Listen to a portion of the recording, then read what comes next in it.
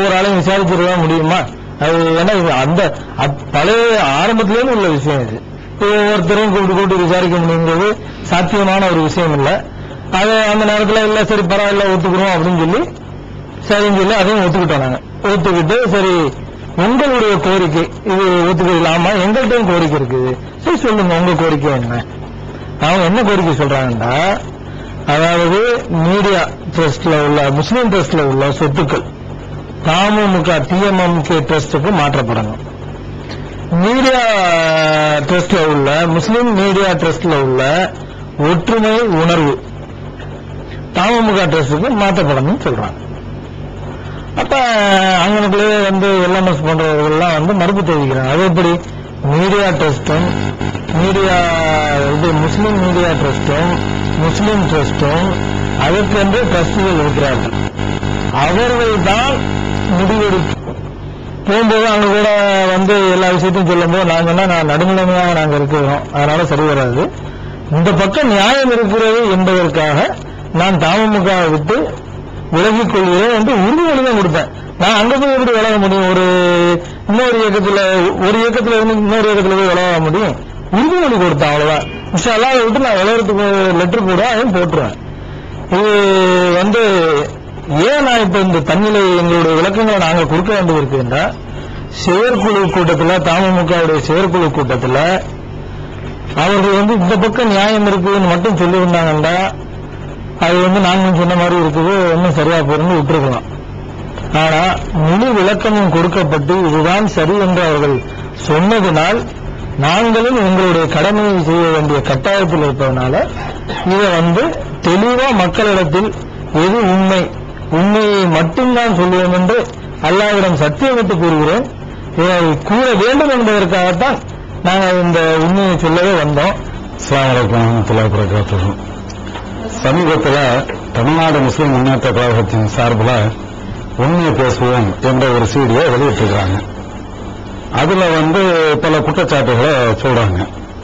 அதுல மிக மிக மிக முக்கியமாக வைக்கப்படுகின்ற குற்றச்சாட்டு என்னன்னு கேட்டா, மேலப்பாளையத்தில் நடந்த நிகழ்ச்சிகளை மையமாக வச்சு சொல்றாங்க.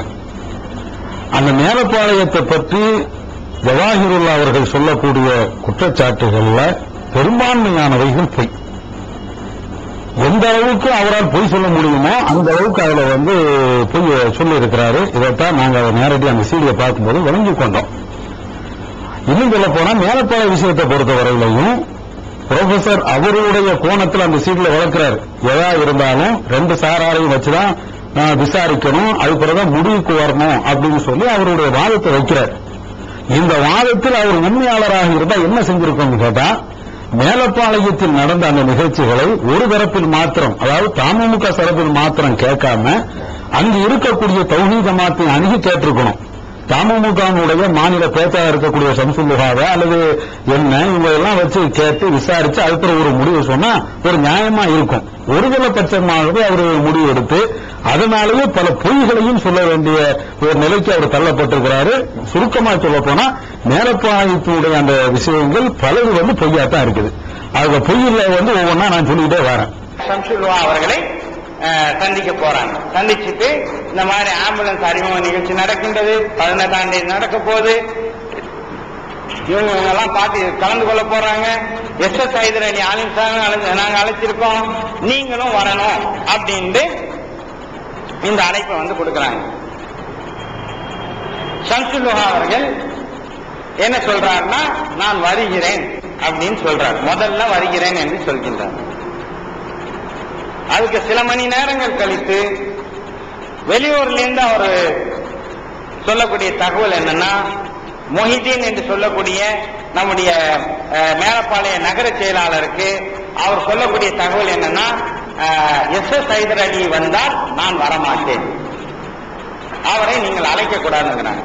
இல்ல நீங்க ஊருக்கு வாங்க, ஊருக்கு வந்த பிறகு பேசலாம் அப்படின்னு சொல்லிட்டு ஷம்சுல்லுஹா ரஹ்மானி அவர்கள் ஊருக்கு வந்த பிறகு நம்முடைய நகர நிர்வாகிகள் சந்தித்து பேசுறாங்க. அப்படி பேசும்போது மீண்டும் ஷம்சுல்லுஹா சொல்றாங்க, எஸ்.எஸ். ஹைதர் அலி வரக்கூடாது, அவர் எஸ்.எஸ். ஹைதர் அலிங்கிறவர் அந்த ஆலிம் சார், அவர் வந்தால் நான் வரமாட்டேன் அப்படின்னு சொல்லும் போது நம்முடைய சகோதரர்கள் ஷம்சுல்லுஹா ரஹ்மானி அவர்களிடம் சில கேள்விகளை கேட்கிறாங்க. ஏன் வரக்கூடாது அப்படிங்கிறாங்க. அவரு தௌஹீதுக்கு எதிரி, ஆனால வரக்கூடாது அப்படின்னு பதில் வருது. அப்போ நம்ம மேலப்பாளையம் நகர நிர்வாகிகள் திருப்பி கேட்கிறாங்க. நான் சொல்லக்கூடிய இந்த செய்தியை மேலப்பாளையம் நகர நிர்வாகிகளுடைய தொலைபேசி எண்களை கூட நான் கொடுக்கிறேன். அவங்கள்ட்ட கூட நீங்க என்ன செஞ்சுக்கலாம், ரெஃபர் பண்ணி கேட்டுக்கலாம். உதாரணமாக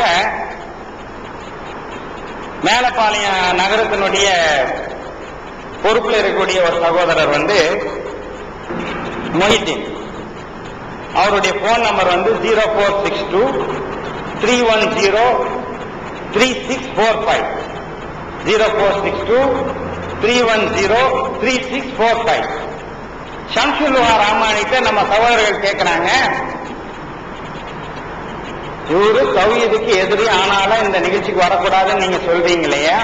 சில மாதங்களுக்கு முன்னால் தொண்டியில வரதட்சணை எதிர்ப்பு கூட்டத்திலே நம்முடைய சகோதரர் பிஜே அவர்களும் தௌஹீதை தமிழ்நாட்டில் மிக வலிமையாக எதிர்க்கக்கூடிய முஸ்தபா ரஷாதியும் ஒரே மேடையில ஒரே நிகழ்ச்சியில பங்கு கொண்டாங்களே, அது மட்டும் எப்படின்னு கேட்கிறாங்க.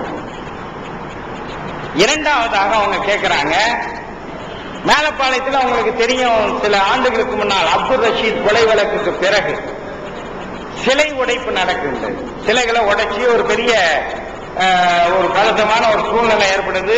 என்எஸ்ஏ ஆக்டர் எல்லாம் கைது செஞ்சாங்கிறதெல்லாம் நீங்க நினைவிலே வைத்திருப்பீங்க.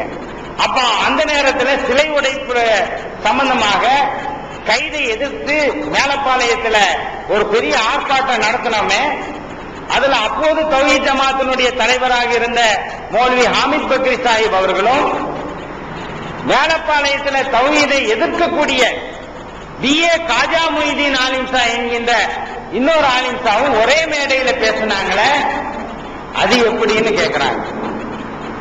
அது போகட்டும், பாளையங்கோட்டை MLA மொய்தீன் கான் சென்ற ஆண்டு ரமலானில இஃப்தார் நிகழ்ச்சி நடத்துறாரு. அதுல நீங்களும் பங்கு கொண்டீங்க. இந்த வாப்பா நாயகர் இருக்காரு பாருங்க, தரிகா கோஷ்டி, அவரும் பங்கு கொண்டாரு. அது எப்படின்னு கேட்கிறாங்க. என்ன சொல்றாருன்னா, ஷம்சுல்லுஹாவை ஆம்புலன்ஸ் நிகழ்ச்சிக்காக வேண்டி அவங்க நிர்வாகிகள் தமுகவுடைய மேலப்பாளைய நகர நிர்வாகிகள் கூப்பிட்டாங்களாம்.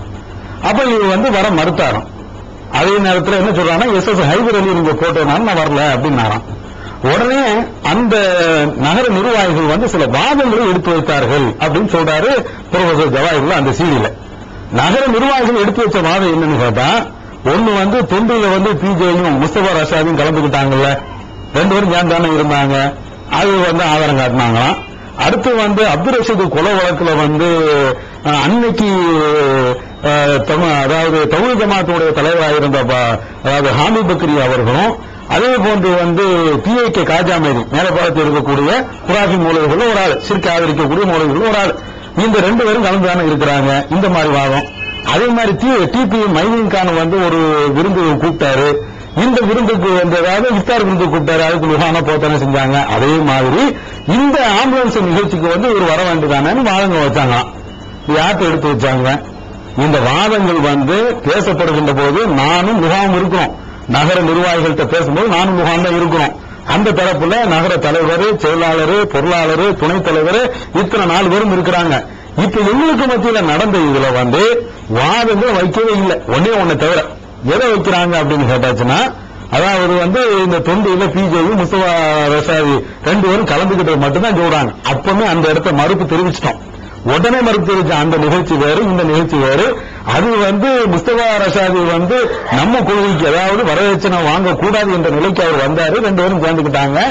இது அப்படி இல்லை, தமுக நம்முடைய நிலையை, அதான் நாம செய்யக்கூடிய அந்த பணியை பறைசாற்றக்கூடிய ஒரு நிகழ்ச்சி. அதனால இதுக்கும் அதுக்கு சம்பந்தம் போடாதீங்கன்னா, சம்பந்தம் போடாதீங்கன்னு சொன்ன மாத்திரம் இல்ல, அங்க வந்திருக்கக்கூடிய 4 நிர்வாகிகளும் நாங்க செஞ்சது தப்புதான் என்று ஒத்துக்கிட்டாங்க. எதை ஒத்துக்கிட்டாங்க? SS ஹைதர் அலியை இந்த தமுக நிகழ்ச்சிக்கு கூப்பிட்டது தப்புதான், இப்படியே ஒத்துக்கொண்டார்கள். அவங்க மட்டும் ஒத்துக்கல. அதற்கு பின்னாலே சில நாட்கள் கழித்து இதே லுஹா அவர்கள்ட்ட வந்து பேராசிரியர் ஜவாஹிருல்லா வந்து போன்ல பேசும்போதும் SS ஹைதர் அலியை நாங்க வந்து ஒத்துக்கிட்டோம், அதாவது கூப்பிட தப்பு தான், இனிமேல் கூப்பிட மாட்டோம் அப்படிதான் சொன்னாங்க. இந்த நகர நிர்வாகிகளும் அடிஷனலா என்ன வாதத்தை எடுத்து வச்சாங்கன்னா, கூப்பிட்ட தப்பு தான், அது வந்து நாங்க உணர்ந்துட்டோம், ஆனா இப்ப கூப்பிட்டுட்டோம் என்ன செய்யறது, கூப்பிட்டாச்சு ஒரு ஆளை கூப்பிட்டாச்சு என்ன செய்யறது, அது தடுக்க முடியாத, இப்படித்தான் அவங்க பேசினாங்களே தவிர ஏதோ அது நியாயப்படுத்தி மாதிரி அவரு பேசல. இது நடந்த நிகழ்ச்சி இதுதான், நாங்க எங்க நாள் வந்து சாட்சி சொல்ல முடியும், இதையும் அவர் வந்து பொய்யாக சொல்றார்.